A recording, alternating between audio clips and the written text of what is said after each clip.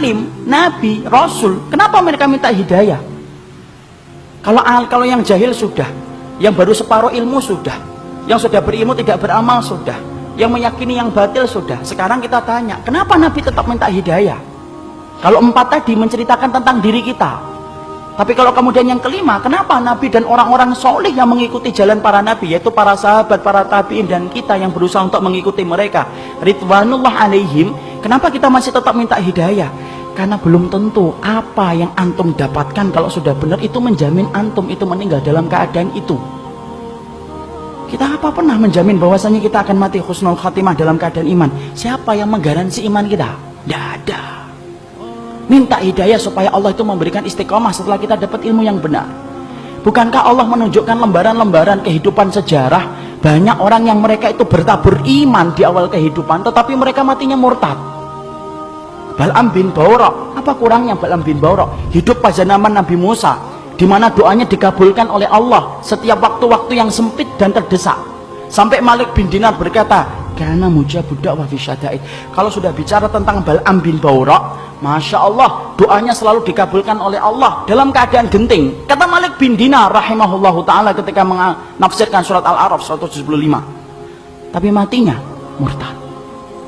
Rajal Unfuah, sahabat Nabi, dipuji oleh Abu Bakar, dipilih oleh Abu Bakar untuk menjadi delegasi sunnah, mendakwahkan kepada Musalam al-Kadzab. Matinya beriman, murtad.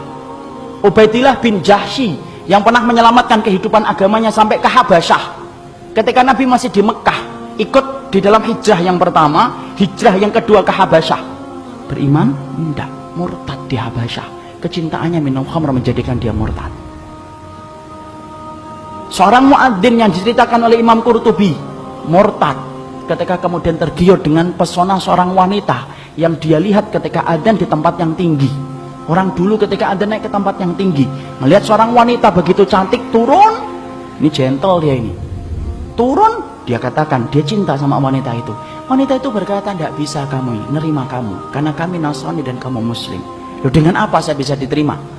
Berpindah kepada Nasara. Pindah, ikhwan. Murtad, meninggalnya di hari dia meninggal dunia. Akan mencampuri istrinya, naik ke atap, kemudian jatuh. Belum sempat mencampuri wanita yang menjadikan dia murtad.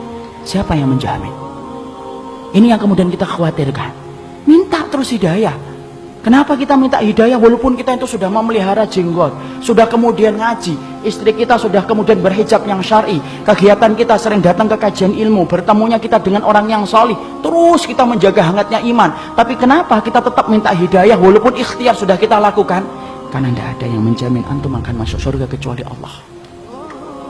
Ya, makanya sampai dikatakan oleh Rasulullah, ada di antara kalian, fa inna ahadakum la ya'malu bi amali ahlil jannah hatta yakuna bainahu wa bainaha illa dhira'un fayasbiqu alaihi alkitab fayamalu bi amali ahli nari hatta yadkhuluha. Makanya sampai Nabi beliau bersabda, ada di antara kalian yang melakukan amalan surga sampai antara dia dengan surga tinggal sejengkal, tinggal sejengkal ikhwan. Satu amalan tak langsung masuk surga itu harusnya, tapi ternyata catatan takdir mendahului apa yang dia lakukan. Lalu kemudian di akhir kehidupannya melakukan amalan penduduk neraka hatta yadkhuluha, sampai dia masuk ke neraka itu. Ada pula yang sebaliknya, fa inna ahadakum la ya'malu bi amali ahli nar hatta yakuna bainahu wa bainaha illa dira'un fayasbiqu alaihi alkitab fayamalu bi amali ahli jannah hatta yadkhuluha. Nabi kemudian berkata sebaliknya, ada pula di antara kalian yang melakukan amalan penduduk neraka terus sampai antara dia dengan neraka tinggal sejengkal tak, kata Nabi. Tetapi catatan takdir mendahului apa yang dia lakukan.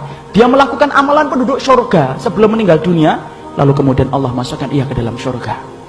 Antum tahu Usairim bin Abdul Ashhal? Usairim bin Abdul Ashhal, seseorang sahabat yang dikatakan oleh Nabi sebagai penduduk surga, tapi keningnya tidak pernah dipakai untuk bersujud kepada Robnya. Karena apa? Masuk Islamnya belum ada 24 jam. Ketika dia masuk Islam mengucapkan syahadat, dia bertanya, sholat? Belum waktunya sholat. Apa yang saya lakukan? Ayo berjuang bersama Rasulullah. Berjuang bersama Rasulullah SAW dan para sahabat. Ketika kemudian dalam peperangan tersebut Allah takdirkan dia meninggal dunia. Ketika meninggal dunia, Maka rame para sahabat membicarakan tentang Utsairin bin Abdul Asyhal. Sampai Abu Hurairah berkata, inilah penduduk surga yang belum pernah menempelkan keningnya untuk mencium bumi bersujud kepada Allah. Itulah Utsairin bin Abdul Asyhal. Siapa yang jamin, ikhwan? Jangan sombong kalau kita hari ini sudah ngikut ngitibak. Jangan sombong ketika kita hari ini sudah ngaji. Belum tentu itu akan menjadi jaminan bahwasanya itu menjadi keimanan kita ketika meninggal dunia. Jangan magrur. Apa itu magrur? Tertipu dengan amalan kita. Merasa bahwasanya amalan kita itu akan pasti menjadikan kita masuk surga. Siapa yang jamin? Minta hidayah kepada Allah supaya kemudian kita diberikan oleh Allah. Kalau antum betul-betul orang yang solih, supaya hidayah yang antum minta menjadikan antum diberikan istiqomah sampai antum meninggal dunia. Itu yang kita minta kepada Allah. Inilah pentingnya hidayah. Makanya di dalam kehidupan kita sampai Allah terangkan doa yang pertama bukan doa meminta ampunan. Doa yang pertama bukan meminta surga. Doa yang pertama di dalam Al-Quran bukan meminta perlindungan dari neraka. Tapi doa yang pertama, ikhwan, antum sebagai hambanya Allah diajarin oleh Allah. Kita diajarin oleh Allah minta hidayah. Karena kalau antum sudah dapat hidayah, antum diampuni oleh Allah. Kalau antum sudah dapat hidayah, antum dimasukkan surga oleh Allah. Kalau antum minta hidayah, antum akan dijaga dari api neraka. Dan itu didahului dengan hidayah.